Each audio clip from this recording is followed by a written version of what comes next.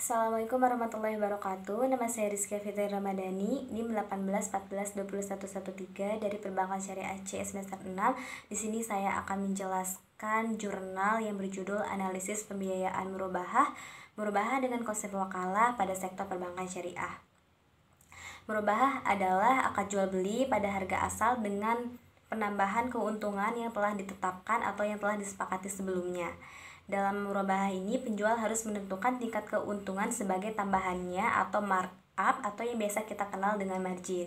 Dalam perjanjian murabahah ini, bank melakukan akad pembiayaan dalam pembelian barang ataupun aset yang dibutuhkan oleh nasabah dengan cara membeli kepada supplier atau pemasok, kemudian menjual kembali barang tersebut kepada nasabah dengan tambahan keuntungan atau margin.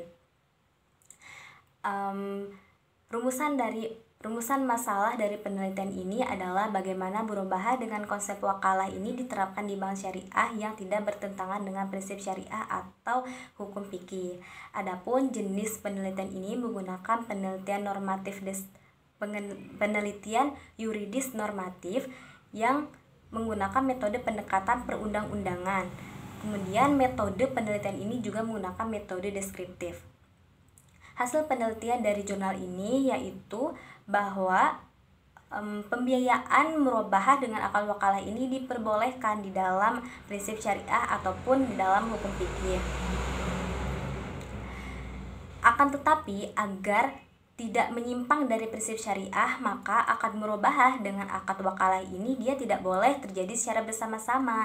Jadi akad murabahah al-wakalah ini dia akan terjadi ketika barang secara prinsip menjadi milik bank. Nah, untuk itu bank harus melakukan akad wakalah terlebih dahulu, baru setelah itu bisa melakukan akad murabahah. Berakhirnya akad wakalah ini yaitu ditandai dengan adanya bukti pembayaran berupa kwitansi pembelian dari nasabah kepada bank. Nah, dengan adanya pembayaran ini maka akad wakalah berakhir dan akad murabahah akan terjadi. Nah, contohnya seperti ini. Misalkan nih, bank dia memberikan dana kepada nasabah untuk dibelikan oleh nasabah akan kebutuhan-kebutuhan yang dia inginkan. Nah, setelah si nasabah ini dia membelikan barang yang dia inginkan, maka nasabah wajib memberikan kwitansi atau bukti pembayaran kepada bank. Nah, setelah nasabah memberikan bukti pembayarannya kepada bank, maka barang secara prinsip telah menjadi milik bank dan barang sudah bisa diperjualbelikan dan akad murabahah pun sudah bisa terjadi gitu.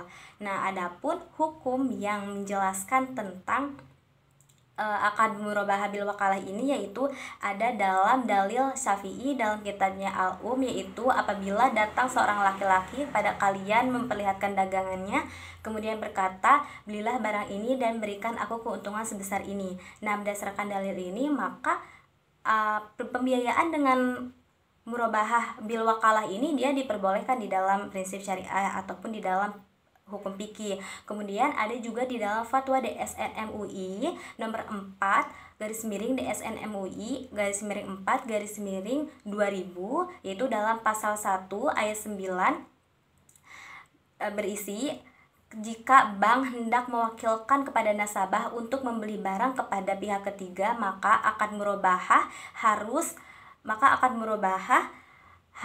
barangnya itu harus secara prinsip milik bank. Seperti itu.